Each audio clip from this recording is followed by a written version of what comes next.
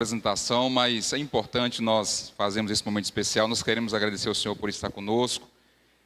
O Senhor é bastante conhecido em nosso meio. Hoje o pastor Hélio é um pastor jubilado. A sua última contribuição oficialmente para a igreja esteve na divisão, na pasta de liberdade religiosa e de profecia, né? E trabalhou seus 30 e tantos anos para essa igreja e nós queremos agradecer por você estar conosco, tá bom? Obrigado pela sua presença. Isso não tem parado, está no Brasil todo agora, um pouco mais de tempo, né? Deus seja louvado, viu? Obrigado, pastor. Obrigado, pastor Marcos. Irmãos, boa tarde. Eu trabalhei 40 anos, 4 meses e 21 dias no Ministério Oficial da Igreja. Olha que bênção. E depois da minha jubilação, me tornei um JA, irmãos. Olha que coisa linda. Nunca fui JA. E o que é o JA? É o jubilado ativo. Olha que coisa linda. Então sou JA agora. É uma bênção de Deus. Irmãos, vamos ficar em pé um pouquinho? Vamos ficar em pé um pouquinho. Estica, fica na pontinha do pé assim, estica o calcanhar aí para você relaxar. Isso, tenta encostar a mão lá no teto, aí você relaxa, estica essa musculatura. Que bênção ver a Igreja Central do Recife aqui repleta de pessoas, vindas de toda a nossa região aqui metropolitana. Vamos sentando, a hora que você quiser vai sentando, e reunidos para ouvir sobre o dom profético. O pastor Marcos, o passador de slide, não sei por onde ficou. Ah, está aqui, ó. Como é que é? Obrigado, Eduardo. Muito bem. Irmãos, só uma palavrinha sobre Luiz Caleb, citado pelo pastor Alan. Essa não é uma lenda adventista. Há um pesquisador pernambucano, alguém me passou esse conteúdo, um pesquisador pernambucano não adventista, que afirma que entre os pertences de Virgulino estava o livro Vida de Jesus. Então isso não é uma lenda, é um fato, e nós nos alegramos com a ideia de que Deus usa pessoas de todos os perfis para serem seus instrumentos. E você também pode ser usado por Deus, assim como Antônio Urel e tantos outros mais. Muito bem. Está lá o título da minha palestra. E diferente do pastor Renato, eu vou falar sobre isso aí mesmo. É isso aí mesmo, olha lá. O dom profético fortalecendo a identidade da Igreja Adventista Sétimo Dia. Muito bem. Então vamos ver se a gente vai se entender com esse rapazinho aqui. Vai. Leitura da palavra de Deus. Se você tem sua Bíblia, abra sua Bíblia. Provérbios 4:18, verso conhecidíssimo. Mas antes da leitura, o que a gente faz antes de ler a Bíblia, irmãos? Curva a fronte. Abra a Bíblia e curve a fronte. Vou dar mais um pouquinho de tempo para você localizar Provérbios 4:18. E aí com a Bíblia aberta, isso é pedagógico. A gente abre a Bíblia para que Deus também abra o nosso entendimento. Então vamos lá. Provérbios 4:14, frontes curvadas, olhos fechados. Senhor Deus, Pai nosso. Graças te damos pelas muitas manifestações do teu amor e pelos esforços feitos, Senhor, ao longo de séculos, para que a tua palavra fosse preservada, chegasse até nós, para a nossa edificação. Ensina-nos, Pai, usa-me agora como teu instrumento. Abre a nossa mente, nosso entendimento e nosso coração. Por Jesus, amém. Diz assim a palavra de Provérbios 4:18, mas a vereda dos justos, ou o caminho dos justos, é como a luz da aurora, que vai brilhando mais e mais até ser dia perfeito. Irmãos, é impressionante ver a ação de Deus ao longo do tempo. No início deste ano, no mês de janeiro, uma pessoa ligada a uma denominação cristã, um pastor, fez uma série de acusações à Igreja Adventista Sétimo Dia, desmerecendo a Igreja Adventista, inclusive afirmando, por suas próprias conclusões, que nós não somos uma igreja cristã e somos uma seita.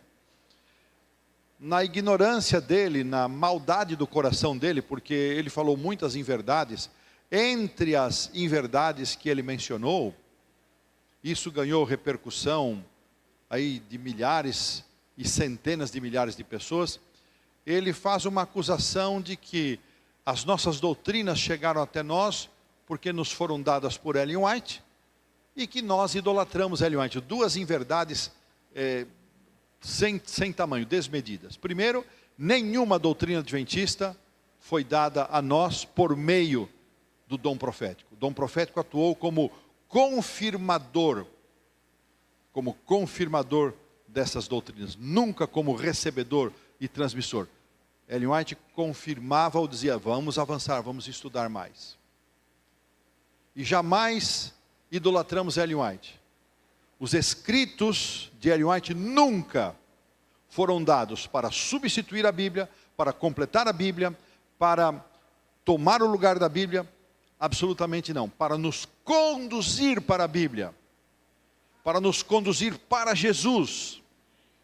E a atuação do dom profético ao longo da história da Igreja Adventista Sétimo Dia ajudou a formatar a identidade adventista. Hoje eu quero trazer para vocês um dos muitos exemplos de como Deus usou a pessoa e o ministério de Ellen White para a confirmação e a formação da identidade adventista num aspecto, em vários aspectos. Especificamente, um vai se destacar dos 4 pontos que eu estou trazendo aqui nessa tarde.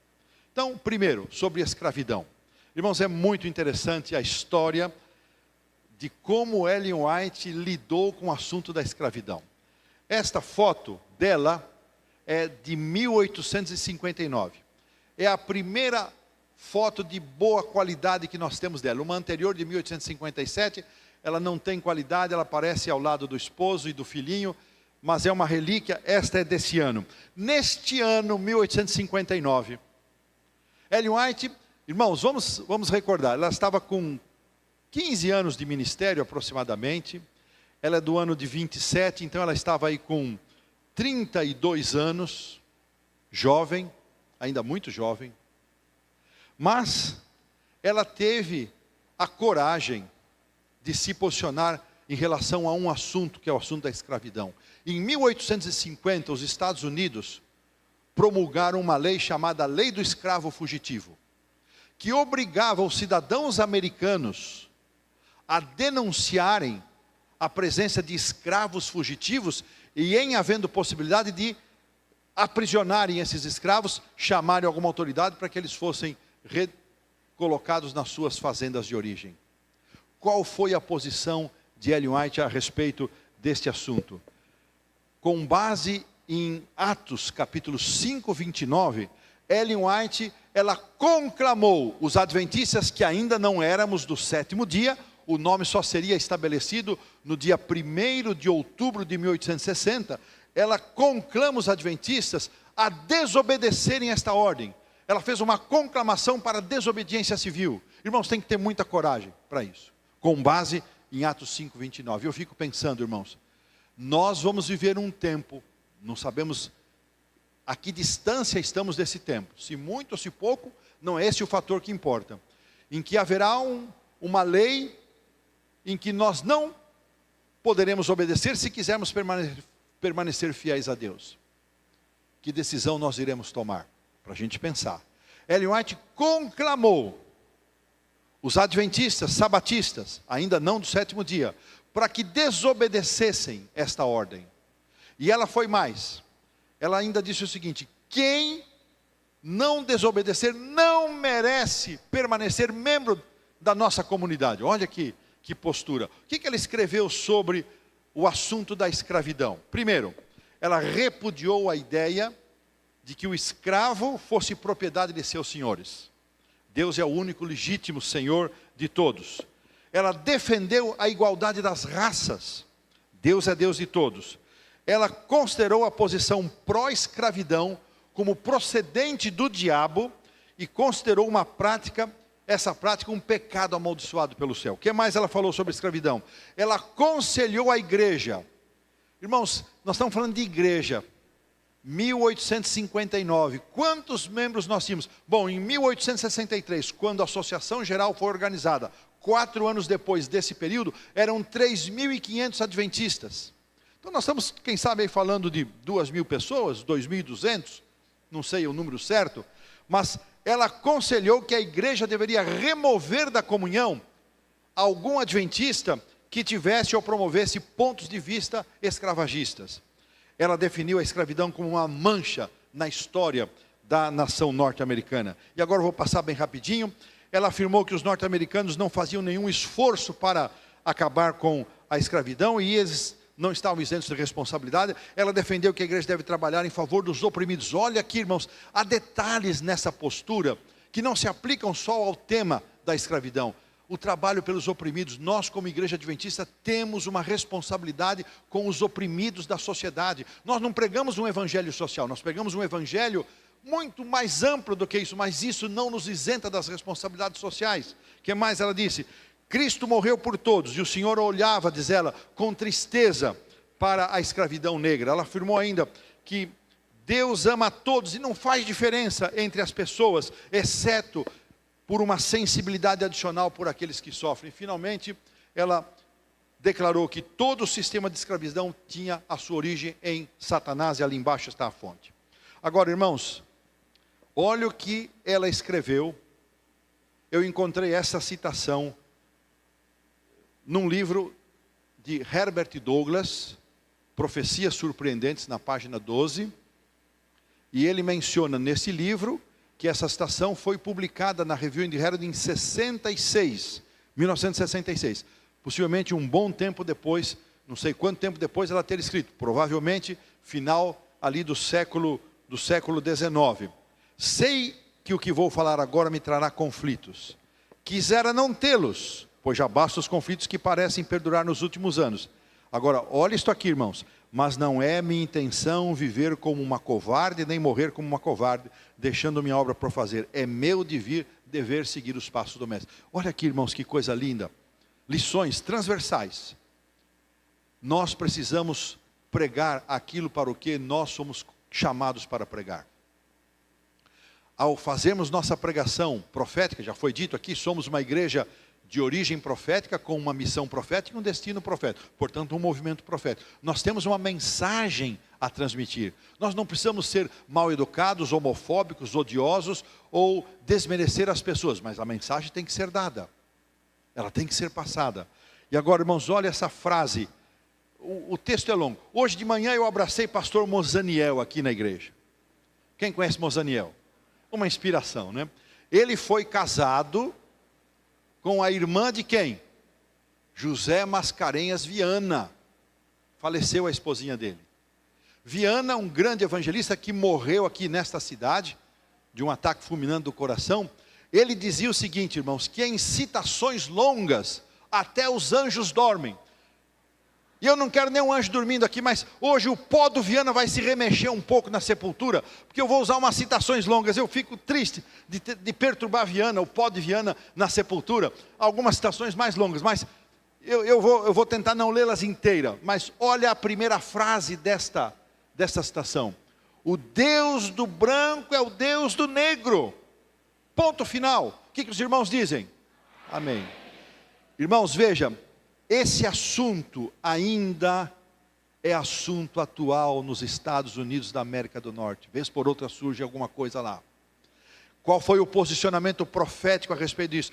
Deus não faz acepção de pessoas por causa da cor da pele, por causa de raça. O Deus do branco é o Deus do negro. E ela coloca ali, olha, os olhos do Senhor repousam sobre todas as suas criaturas. Ele ama a todos, não faz diferença alguma entre brancos e negros, a não ser no que se diz respeito à piedade eterna e especial que tem por aqueles que são chamados a suportar um fardo mais pesado. Nós estamos falando, irmãos, de 1859, quando a nação estava prestes a entrar numa guerra por causa da escravidão. Ela assume uma posição certa, correta, madura, que direciona a nossa igreja. Ela voltaria 30 anos mais tarde a tocar nesse assunto, quando termina a guerra, lá nos anos 1890, a Igreja Adventista ainda não havia entrado com um projeto evangelístico e de pastoreio para as comunidades negras do sul dos Estados Unidos. O seu filho foi um dos primeiros. O Edson, depois de convertido aos 47 anos, ele sentiu-se chamado para fazer um trabalho nessas comunidades. Ela escreveu várias coisas a respeito desse povo, que nós tínhamos um dever de trabalhar no meio deles. Isso está no volume 9 dos Testemunhos para a Igreja, no que eles se chamam de Testemunho 7. Então, vou avançar aqui. O que ela falou sobre a Guerra Civil Americana? Esse é um outro capítulo. Então, veja, nós estamos falando sobre identidade. A Igreja Adventista, com orientação profética, assume uma posição que não pode haver diferença. Não há diferença. Não há hierarquia de raças entre nós. E sobre a guerra? Irmãos, essa é uma das profecias mais surpreendentes de Ellen White. Então vamos começar aqui. Na cidade de Parkville, está lá a data. 12 de janeiro de 1861. Ela estava com seu esposo, por isso eu botei a foto aqui do casal. Essa foto do casal é de 1864, um pouco depois dessa data, a mais próxima que eu encontrei. Mais ou menos essa localidade ficava a uns 50 quilômetros ao sul de Battle Creek, onde eles viviam e onde estava a sede, o centro do Adventismo. E eles foram passar um sábado ali. E depois de falar aos irmãos, na parte da tarde, ela foi tomada em visão. Uma visão que durou aproximadamente 20 minutos. E nessa visão, Deus mostrou a ela os horrores da Guerra Civil Americana. E ela, terminada a visão, vocês sabem como é que Ellen ficava em estado de visão. Ela tinha o pulso, o coração batendo, mas ela não respirava. Normalmente os olhos estavam abertos. E raramente ela falava durante as suas visões. Nesse dia, nessa tarde de sábado, estava presente ali um médico, médium espírita, que havia ouvido falar de Ellen White. E ele, arrogante, disse o seguinte: se eu estiver na presença dessa mulher, em 1 minuto eu tiro ela da visão. E ele foi à congregação de Parkville naquela tarde de sábado, e os irmãos sabiam disso e sabiam o que o falastrão havia dito. E aí, doutor, o senhor não disse que a tiraria da visão? Vai lá. E Tiago White disse: por favor, doutor, pode vir aqui. E ele foi lá, palpou o pulso dela, pulso batendo, mas ela não respirava. Irmãos, o homem saiu correndo, disse: aqui eu não fico mais, e caiu fora. Quando ela voltou da visão, então ela disse: irmãos, eu vi cenas trágicas que me foram mostradas. Agora, qual era o contexto histórico, para que a gente entenda? Após a visão, então, ela disse que havia sido revelado que outros estados se juntariam à confederação. Naquele momento, Carolina do Sul havia iniciado a separação no mês de dezembro. E apenas mais 3 estados norte-americanos haviam se juntado à Carolina do Sul. Portanto, eram 4 estados. E quando ela relata naquela tarde de sábado que ela viu cenas terríveis, muito sangue, morte, 2 indivíduos que estavam na congregação, o juiz Osborne, cuja esposa era adventista daquela congregação, e Shellhouse, cujo pai era ancião da igreja de uma outra localidade. Quando ela mencionou a tragicidade da guerra, eles menearam a cabeça e disseram: não, isso não é possível, isso não vai acontecer. E falaram isso para John Norton Loughborough, um pioneiro nosso. Guarda essa informação. O que ela viu, irmãos? Ela viu muita tristeza, muita morte. E nesse tempo, apenas 4 estados. Pouco depois, mais 3 estados se juntariam, formando um grupo de 7 estados.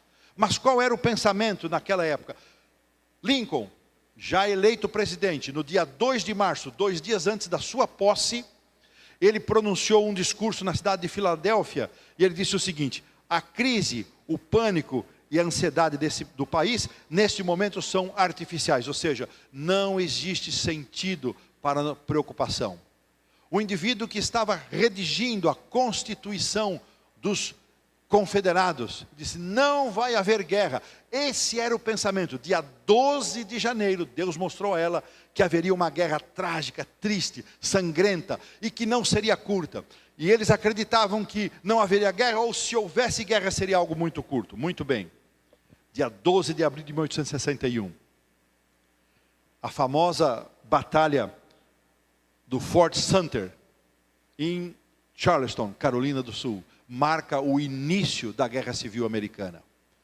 3 meses, exatamente 3 meses depois que Deus havia mostrado a Ellen White em visão, quão cruenta e trágica e triste seria essa guerra, os confederados atacam esse Fort Sumter na Carolina do Sul. Depois desse ataque, mais 4 estados se juntaram à confederação, formando uma coalizão de 11 estados. E para combater as tropas separatistas do Sul, Abraham Lincoln enviou 80 mil soldados que marcharam de Washington em direção ao sul do país. No dia 3 de agosto de 1861, ela estava nessa cidadezinha que aparece aí num ponto vermelho, a cidade de Roosevelt, no interior do estado de Nova York, perto também de Nova York, e Deus mostrou a ela, deu a ela novas informações numa segunda visão. E ela registrou isso em primeiro volume de Testemunhos para a Igreja.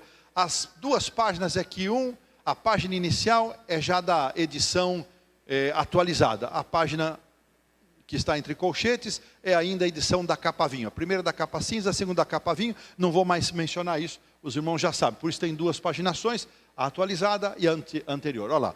Deus está punindo esta nação pelo hediondo crime da escravidão. Ele tem o destino da nação em suas mãos. Punirá o sul pelo pecado da escravidão e o norte por tolerar tão longamente sua influência arrogante e extensa. Isso ela escreveu, está registrado. Agora, irmãos, olha que coisa tremenda. Nesta batalha, a primeira batalha de Bull Run, também conhecida como a Batalha de Manassas, no estado da Virgínia, no dia 21 de julho de 1861. Veja, a segunda visão foi 3 de agosto, do ano que começa a guerra. A guerra começa 12 de abril, aí tem essa batalha cruenta, terrível. E Deus revelou para ela em visão, no dia 3 de agosto, algumas coisas relacionadas a essa batalha. Irmãos, são surpreendentes. Se ajeita aí na cadeira, por favor. Se ajeita aí, e eu vou pedir perdão a Zé Viana de novo. Mas vamos lá. Foi então revelado a quem? A Ellen White, que Deus tinha esta nação em suas mãos e não desejava que as vitórias fossem obtidas mais rapidamente do que ele permitisse. Ou seja, Deus não estava permitindo que o norte, a União, os exércitos oficiais, aniquilassem os separatistas rapidamente. Olha só. E não consentiria que os nortistas sofressem mais baixas que o necessário. Eles iam sofrer, mas só o necessário, conforme sua sabedoria determinasse, para puni-los por seus pecados. E aí vem uma coisa tremenda. Quando essa batalha apertou, os que vieram do norte, o exército oficial, estava tão cansado, desgastado, e não era intuito deles desistirem, mas eles estavam perdendo e sendo derrotados. Olha o que ela escreveu. Houvesse o exército do norte nesse tempo se esforçado além de sua desfalecente e debilitada condição, o tremendo esforço e a destruição que os esperavam teria proporcionado grande triunfo ao sul. Agora, irmãos, agora. Deus não permitiria isso e enviou o quê? Um anjo. Um anjo. Um anjo. Não foi uma legião, um anjo para interferir. Deus enviou um anjo, assim como ele enviou o anjo Gabriel para trabalhar com o rei da Pérsia, que resistia em não dar o decreto. E o anjo Gabriel não deu conta, veio o próprio Miguel, veio o próprio Jesus. Deus enviou um anjo para fazer com que as tropas do norte reconhecem. Eu acho isso aqui de uma coisa tremenda. Irmãos, será que você se dá conta da maravilhosa revelação que Deus deu a Ellen? O que isso significa para nós, irmãos? Deus tem o controle das coisas nesse mundo. O fim de todas as coisas não vai terminar porque Israel se indispôs com Hamas, e Hamas com Israel, Rússia e Ucrânia. Não é isso. Deus tem o controle de todas as coisas. A marcha e contra a marcha das nações. E isso também determina, irmãos, há muita gente que se preocupa quem assume a presidência aqui, quem assume o governo ali, a prefeitura lá, e até perde tempo discutindo. Deus tem o controle de todas as coisas. Deus tem o controle. Deus enviou um anjo para que fizesse com que as tropas do norte recuassem, porque eles já haviam perdido suficientemente número de soldados. E o sul não poderia triunfar na vitória, porque a escravidão teria que ser abolida. Que coisa impressionante. Lembra-se do juiz Osborne? Do Shell House? Não, isso não vai acontecer. Um ano depois, John Norton Loughborough, assim se pronuncia o nome desse homem. O Loughborough, fica mais fácil para guardar, mas é Loughborough. Então, o Loughborough voltou a Parkville. Irmãos, um ano depois, o juiz Osborne, que não era adventista, a sua esposa era membro da igreja. O casal havia perdido o único filho na guerra. Shell House, 2 filhos, um havia morrido e o outro estava em poder dos confederados no sul. Não compensa, irmãos, não vale a pena duvidar da palavra do Senhor, do poder de Deus e da sua sabedoria. Vamos seguir agora, vamos falar sobre objeção de consciência. Então já falamos sobre a posição profética sobre escravidão e hierarquia de raças, falamos sobre a guerra, uma das profecias mais surpreendentes de Ellen White. Agora vamos falar sobre objeção de consciência. À medida com que a guerra avança, imaginem essa situação, irmãos. A guerra avançando, o propósito era bom, derrotar e abolir a escravidão. 3 grupos entre os adventistas se formaram. O primeiro grupo, os que favoreciam uma vigorosa participação dos adventistas na guerra para eliminar a escravidão. Um segundo grupo, que eram compostos pelos pacifistas. Eles não aceitariam atender à convocação do exército, porque eles eram contra o porte de armas, não iriam matar ninguém, mesmo que eles tivessem que pagar com a própria vida. E um terceiro grupo, eram aqueles que estavam dispostos a servir o governo, mas não aceitariam pegar em armas e matar qualquer pessoa. Veja, irmãos, nós éramos uma igreja nascente. Aqui já estamos encaminhando para o ano em que a Associação Geral foi organizada, em 1863. E Ellen White até então não havia se pronunciado, e quem primeiro se pronunciou foi seu esposo. Irmãos, Tiago White, ele foi muito mais do que o esposo da profetisa, muito mais. Esse homem teve uma trajetória. Pastor Gerson Rodrigues, doutor Gerson Rodrigues, que de vocês, de alguns aqui tenho certeza é conhecido, professor no nosso, agora UniIAN, agora FADBA é UniIAN, então foi finalmente publicado no Diário Oficial, dado a eles o status de centro universitário, na semana passada, agora dia 27. E o pastor Gerson, que é o diretor do Centro White, ali do UniIAN, ele fez na sua tese doutoral uma pesquisa sobre Tiago White, escreveu um livro sobre isso, transformou a tese em livro, é espetacular, e ele mostra realmente que figura maravilhosa foi a pessoa de Tiago White, colhido, morreu prematuramente aos 61 anos, aos 60 anos, lamentavelmente uma perda que a igreja teve. Então ele escreveu, em agosto de 1862, um editorial intitulado Nação. E ele disse o seguinte: caso, olha o que ele escreveu, caso o governo insistisse, isso ele escreveu em agosto de 62, caso o governo insistisse na convocação obrigatória de soldados, o que veio a acontecer em 3 de março de 1863, lembram-se que a Associação Geral foi organizada de 20 a 22 de maio de 1863, nesse ano. Então, ele está escrevendo em agosto, e estamos ali perto da organização da Associação Geral, onde nós tínhamos a conta de 3.500 membros. Para quantos adventistas ele estaria falando? Não sabemos se 100, 200, 500 adventistas estariam sendo convocados para a guerra, mas ele disse o seguinte: se o governo obrigasse alguém, um jovem ou pai de família, seja lá quem for, e havia prescrições para isso, para servir a guerra, o governo assumiria a culpa da violação dos mandamentos. Irmãos, isso aqui é um assunto muito delicado. É muito delicado. Deu pano para a manga. O povo escrevia de todas as partes para review, a favor, contra, apoiando, outros não apoiando. E agora vem uma cena romântica em meio a tudo isso. Da Ellenzinha, irmãos. Ellen, primeiro testemunhos para a igreja, ela disse o seguinte: ela saiu em defesa do marido. Eu acho isso tão lindo, irmãos. Só sumiu a minha aqui, mas a de vocês está lá, é o que importa. Não tem problema, eu vou olhando para cima aqui. Ela disse em defesa do seu esposo: Ela comunicou a melhor luz que até então ele comunicou a melhor luz que havia comunicado. Era necessário que alguma coisa fosse feita. Irmão, você que é casado, irmã, nunca desmereça o seu marido, nem em público, nem em particular. O máximo que você pode fazer é ficar quietinha, se você achar que ele falou alguma coisa que não devia. Mas apoie o seu marido. Marido, você, mais do que apoiar a sua esposa, concorde com ela em todas as situações possíveis. Esse é o segredo do casamento feliz. Primeiro segredo, concorde com a sua esposa. Segundo segredo do casamento feliz, concorde com a sua esposa. Terceiro segredo para uma união conjugal feliz, concorde com a sua esposa. Dê razão a ela, mesmo que você ache que ela não tenha. Irmãos, eu tenho 65 anos. Tenho 65 anos. Vez por outra, o velho homem suscita aqui, né, o sangue italiano dá uma respingada e eu discordo da minha mulher. 3 trabalhos: o de discordar, o de pedir perdão e concordar com ela. Passa os 2 primeiros, já concorda com ela logo. Passa, atravessa a linha. Já vai, atravessa. Para que passar humilhação? Pedir perdão, voltar atrás? Para que? Já concorda, mesmo que você ache que você tem razão. É melhor, deixa ela reconhecer, meu bem, você tinha razão. Deixa ela.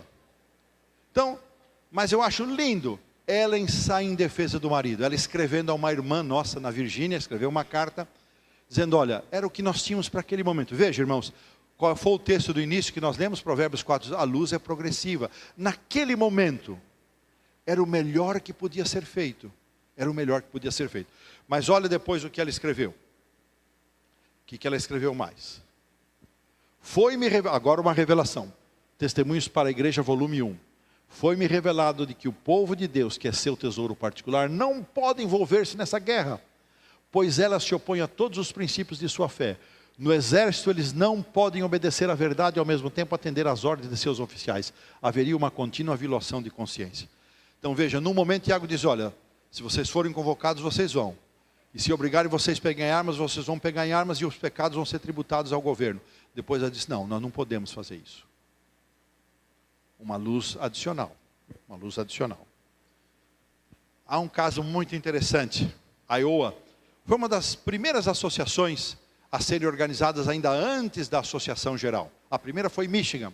Eu não me lembro agora, Renato, se ela foi a segunda ou terceira, mas estava eram 5 associações antes da Associação Geral ser organizada. A Iowa era uma delas. E uns irmãos ali de Iowa, eles foram ao governo do estado, pedindo ao governador do estado que os reconhecessem como pacifistas. Sabe o que Ellen White falou a respeito disso? Ele disse, vocês não agiram como deveriam. Guarda essa informação, porque depois lá na frente nós vamos ver como a luz é progressiva. Vocês não agiram como deveriam. Fazendo assim, vocês demonstraram que não têm suficiente fé e confiança em Deus. E os repreendeu. E o governador não atendeu a solicitação deles. Aqui está o resumo do que ela escreveu sobre a guerra. Sobre como os nossos irmãos deveriam responder às convocações. Ela aconselhou que aos que se comprometiam com uma obediência inabalável com os mandamentos divinos, a não buscar confronto com argumentos presunçosos. Irmãos, isso aqui é de uma sabedoria, e até hoje vale para nós. Nós vivemos num país onde existem leis, onde há direitos. Nós jamais devemos pleitear nossos direitos com uma postura presunçosa, orgulhosa, arrogante, só porque é lei e só porque eu tenho direito. Isso vale para nós até hoje. Quando interrogados, ela aconselhou, se você for interrogado, fale o mínimo que for possível, mas deixe claro que você não nutre nenhuma simpatia pela causa da confederação. Ponto final.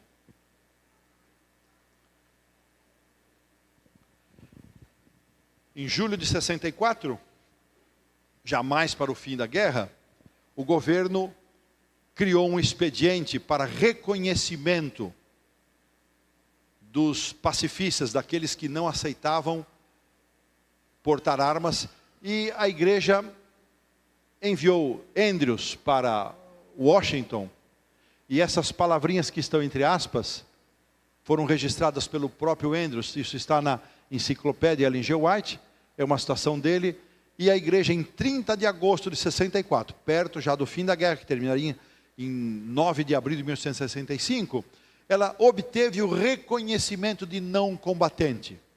Foi uma dura jornada. E ele escreveu: um povo unanimemente leal e contrário à escravidão, incapaz de derramar sangue por causa de seus pontos de vista sobre os 10 mandamentos e os ensinos do Novo Testamento. Essa foi a declaração dada pelo governo americano aos adventistas do sétimo dia.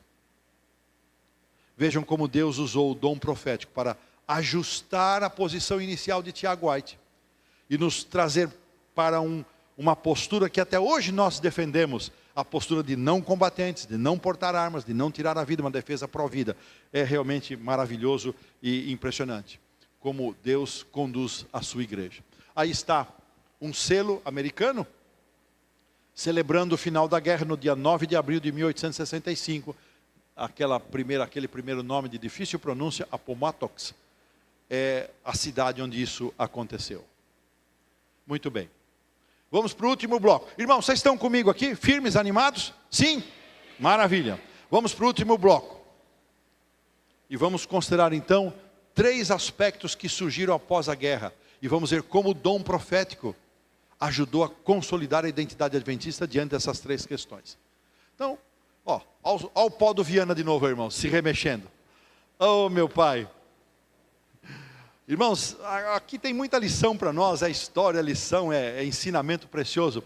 Mas essa citação dos portadores de luz, de Schwartz e Greenleaf, é muito interessante. Só vou ler a primeira frase. Em 1864, alguns zelosos opositores da crescente secularização dos Estados Unidos formaram a Associação de Reforma Nacional a fim de influenciar legisladores em defesa de uma emenda constitucional reconhecendo os Estados Unidos como uma nação cristã, ponto para aí. 1864, a guerra não tinha terminado. E já havia um movimento desta Associação de Reforma Nacional. Veja, irmãos, olha como as coisas funcionam. Qual era o objetivo dessa Associação de Reforma Nacional? Havia um uso desenfreado de bebidas alcoólicas. E o dia em que as pessoas mais se valiam para consumir bebida alcoólica, que dia era? Domingo. Então eles tiveram a brilhante ideia: vamos estabelecer um dia de descanso para toda a nação. Um dia em que todos os estabelecimentos comerciais e industriais vão estar fechados. E nesse dia, as pessoas não vão ter bar para comprar bebida alcoólica, para usar bebida alcoólica. Vão para a igreja.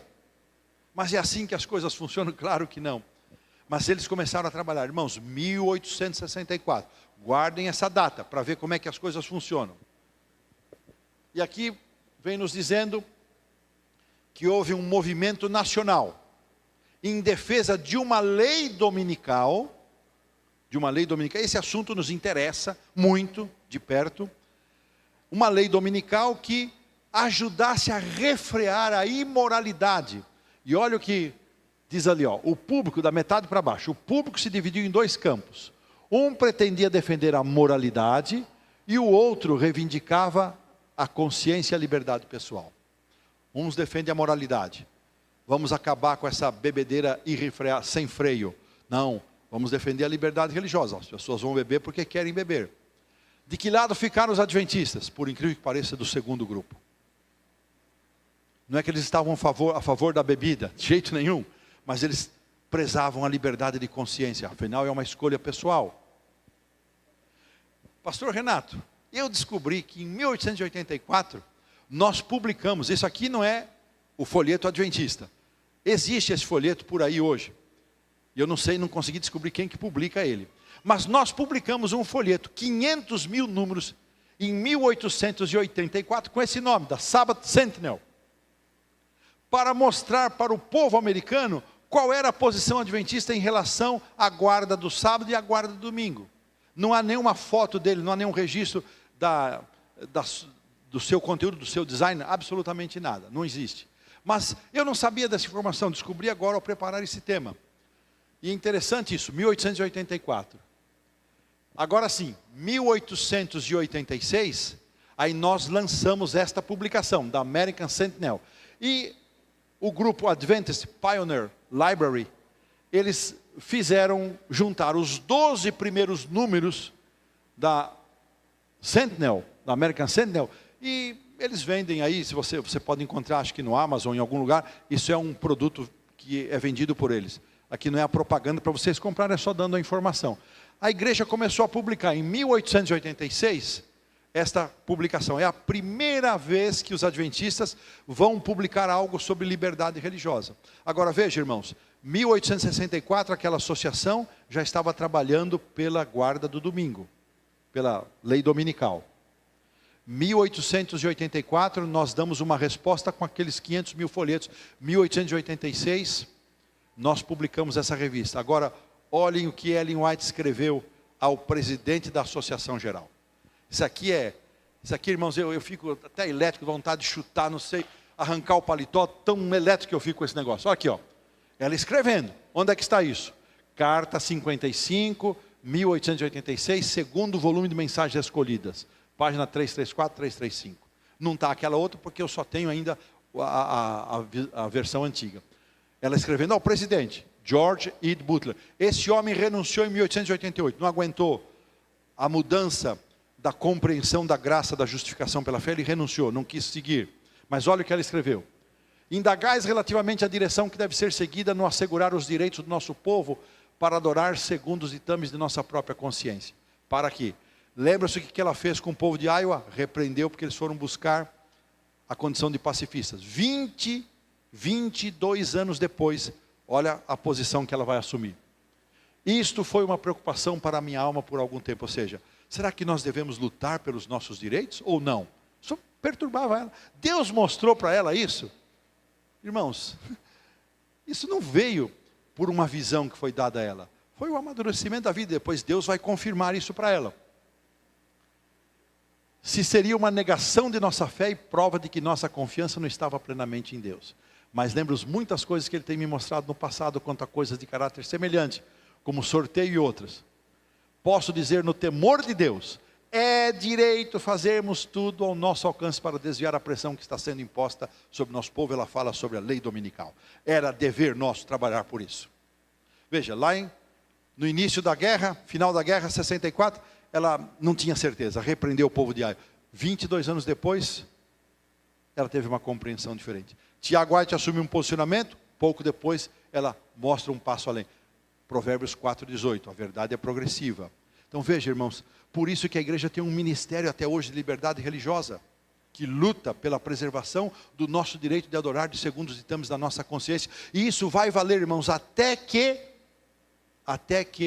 o decreto dominical que vai sair dos Estados Unidos, quando o poder universal civil se juntar com o poder religioso civil, com a Igreja Católica Apostólica Romana, a quem nós o fazemos menção com muito respeito, mas quando esses dois poderes se juntarem, uma obrigatoriedade de adoração no domingo vai ser estabelecida. E aí, qual vai ser a nossa posição? Aí não haverá mais oportunidade de trabalharmos pela liberdade religiosa. Então isso nós temos que fazer enquanto estamos longe desse dia, enquanto ainda esse dia não chegou. Bom, o que acontece na sequência, irmãos? Ela diz, nós como um povo não temos cumprido a obra que Deus nos confiou. E ela faz uma repreensão, porque já fazia 3 anos que a revista sobre liberdade religiosa estava sendo produzida, e os irmãos não tinham dado a suficiente atenção. Ela faz esta repreensão, e ela diz, não estamos cumprindo a vontade de Deus se nos deixarmos ficar em silêncio, nada fazendo para preservar a liberdade de consciência. Agora ela ajusta a posição, a identidade adventista. Nós temos que lutar para termos o direito de adorar a Deus no dia que nossa consciência determina, no dia que determina a palavra de Deus. É justo, não é correto a gente assistir as coisas acontecerem e não fazer nada. Olha a posição que vai formatando a identidade adventista. E então, aí vem, eu achei, é uma capa de livro, irmãos. Há outras fotos do Henry Blair, mas essa aqui eu achei interessante porque esse autor, Gordon McKinney, ele está escrevendo sobre a campanha para a reforma da América de Henry Blair, da Guerra Civil ao Senado americano. Esse cavalheiro, em 1888, exatamente no mesmo ano da Assembleia Mundial geral da igreja de Minneapolis, enquanto nós estávamos discutindo qual era o terceiro chifre, se era este ou se era aquele, discutindo justificação pela fé, a graça de Cristo. Lá no Senado americano eles postaram um projeto de lei que finalmente desembocou ali, para que, veja irmãos, lei dominical não é lei que proíbe trabalho aos domingos. Lei dominical é a lei que obriga que culto e adoração aconteça no domingo. Tem uma diferença. Leis que obrigam não trabalhar aos domingos, isso sempre existiu, em grande parte, ao longo do tempo. Existe aqui, ali, acolá. O próprio filho de Ellen White foi preso por trabalhar na editora do Oeste em dia de domingo. Irmãos nossos foram presos no Sul. E Ellen White aconselhou, não façam isso, para que provocar? Não trabalhe ao domingo. Nós temos liberdade de adorar no sábado, para que provocar a onça com a vara curta? Deixa, vamos respeitar. Enquanto isso não contrariar os princípios da palavra de Deus, não há problema nenhum. Mas eles entendiam que os 6 dias trabalharás, era uma ordem para trabalhar no domingo também. E não era esse o entendimento. Vamos seguir, irmãos. Deixa eu avançar aqui. A igreja manda para Washington Alonzo Trevor Jones, que defende diante do senador e diante da Comissão de Educação e Trabalho o direito dos adventistas de terem o seu dia de culto preservado. Não foram lá judeus, não foram batistas do 7º dia, mas foram os adventistas do 7º dia. E aí, mais uma repreensão de Ellen White. 3 anos tem soado as colunas da sentinela advertência, mas aqueles que professam crer na verdade presente não têm sido despertados. E eu fico perguntando, irmão, será que nós estamos sendo despertados para os acontecimentos proféticos que estão prestes a tomar lugar nesse mundo? A igreja daquele tempo não estava desperta. E Ellen White se preocupava, será que nós estamos preparados para lidar, se houver aqui um decreto dominical, estamos preparados para isso? E nós, irmãos, será que estamos preparados? E ela mais uma vez coloca, tem havido surpreendente indiferença e inatividade neste tempo de perigo. Ela se refere à compreensão da liberdade religiosa, mas pode se aplicar a outras coisas também. Estamos em tempos de perigo, será que nós estamos alertas para o que está acontecendo? E ela crava essa frase, o desagrado do Senhor está sobre nós, por nossa negligência diante das solenes responsabilidades. Será que isso dito, escrito em 1889, é verdade para nós hoje ainda? Será que nós estamos deixando as coisas, assistindo as coisas acontecerem, com indolência, sem uma ação vigorosa?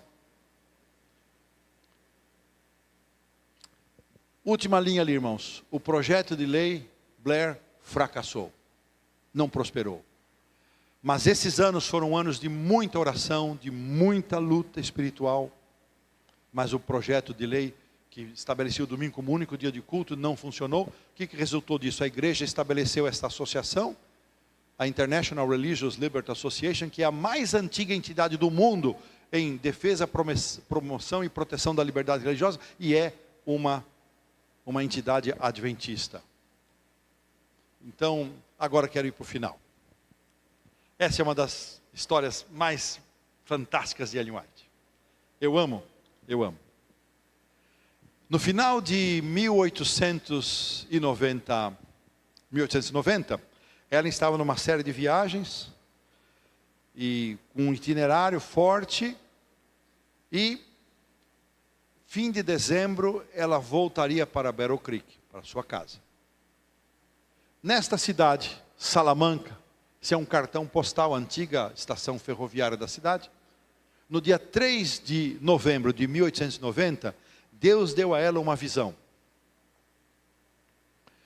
E ela estava acompanhada do seu filho, Willie, e desse cavalheiro, Asa Robinson. Ela quis compartilhar com eles aquilo que Deus havia mostrado para ela em visão. Ela não se lembrou, não conseguiu lembrar. O itinerário que foi até a segunda quinzena de dezembro, em algum lugar ou outro Deus dava algum elemento a mais para ela dessa visão. Ela recebia a visão, mas não conseguia lembrar. Não conseguia lembrar. 29ª Assembleia da Igreja Adventista, ocorrida em Battle Creek, uma assembleia marcante, porque nesta assembleia, aos 63 anos de idade, ela recebeu o chamado para ir à Austrália. Essa é uma outra história, emocionante também. E Deus não, ela perguntou, Senhor, devo ir, não devo ir? Deus não falou com ela. E o que ela fez? Atendeu a voz da igreja. É história linda. E nesse mesmo ano, no dia 8 de dezembro, ela chega na cidade de Sydney com seu filho, já com 64 anos de idade, para ser missionária. Que coisa, num país diferente. Nesta assembleia, ela pregou algumas vezes, e no sábado, num dos sábados da assembleia, ela quis contar para a igreja, para os irmãos, aquilo que Deus havia mostrado para ela em Salamanca, no dia 3 de novembro. Mas ela não conseguiu lembrar. Ela ficou frustrada. Terminadas as reuniões do sábado, ela foi para casa e disse para o seu filho, Willie, a mamãe não vai amanhã na reunião de oração tão cedo, porque eu estou cansada, já o sábado foi longo. Quando o Willie passou para a reunião, era uma reunião bem cedo, ele viu a casa da mamãe acesa. Sua mamãe já levantou. Irmãos, durante aquela noite, ela acordou e se lembrou exatamente de tudo aquilo que Deus havia mostrado para ela em Salamanca, e mais aquelas outras informações complementares. E ela escreveu. E foi para o culto, ao contrário do que ela havia dito que não iria para o culto. Chegando lá, ela fez a sua mensagem, e quando ela terminou a sua mensagem, esse cavalheiro, Albion Bellinger, que depois se afastou da igreja e teve um histórico de dúvidas sobre dom profético, sobre santuário. Então, o que aconteceu? Ela relatou nesta visão, no domingo de manhã, aquilo que ela não conseguiu falar para o filho, para o Asa Robinson, não conseguiu falar no dia anterior. Ela contou para os delegados aquilo que Deus havia mostrado. E o que era? Deus mostrou a ela algumas atitudes dos líderes da obra de publicações que não estavam de acordo com a sua vontade. Entre elas, estava a revista da American Sentinel. O grupo de editores e mais alguns irmãos queriam tirar da revista Sentinel todas as informações relativas a sábado e volta de Jesus. E quando havia acontecido essa reunião? No sábado, a partir das 9 da noite, que havia se prolongado até meia-noite. E ela não estava presente. Então, quando ela está falando isso, irmãos, Bellinger se levanta, foi o primeiro a se levantar, e disse, irmão White, eu estava nesta reunião, e essa reunião foi ontem à noite, e eu estava do lado errado. Asa Robinson foi o segundo a se levantar, Dan Jones o terceiro, e assim foi. E sabe qual foi a reação dela? Ontem à noite. Ontem à noite. Foi ontem à noite isso. Deus havia mostrado para ela, em novembro, dia 3 de novembro, tudo o que iria acontecer nesta reunião. Ela não sabia que a reunião acontecia, não houve, nem da convocação ela ficou sabendo, não sabia que estava tendo essa reunião, não sabia do que se tratava. Seu filho não se comunicou com ela, ninguém a informou, ninguém passou um zap para ela, nada disso. Nada disso. Ela lembrou-se naquela madrugada, levantou-se, escreveu a visão, e só escreveu o seguinte, e só reagiu assim, ontem à noite. Irmãos, eu queria dar esse título para a minha mensagem dessa tarde, ontem à noite, para mostrar como Deus usou o dom profético, como Deus se valeu do dom profético para apontar rumos, para corrigir e para conduzir esta igreja no cumprimento fiel da palavra do Senhor. Que Deus possa nos abençoar, que nós possamos amar o dom de profecia, mas amar, irmãos, com zelo e entendimento, nunca colocando os escritos do Espírito de Profecia ou os testemunhos, como ela gostava de chamar, acima da palavra de Deus, que é soberana, é a nossa única regra de fé e prática. É por esta palavra abençoada que estão constituídas as doutrinas da Igreja Adventista do Sétimo Dia. É por esta palavra que nós encontramos a salvação em Cristo Jesus, e é por esta palavra que nós teremos segurança para enfrentar os grandes desafios dos tempos finais. O dom de profecia vem para nos confirmar, para nos levar para Jesus, para nos levar para esta palavra e nos ajudar a enfrentar as artimanhas do inimigo. Que Deus nos abençoe, que a graça do Senhor seja sobre nós e possamos sair daqui com o coração aberto a amar e compreender melhor como Deus usou o dom profético em amor, paixão e compaixão e misericórdia para com esta igreja. É meu desejo e oração, e os irmãos dizem amém.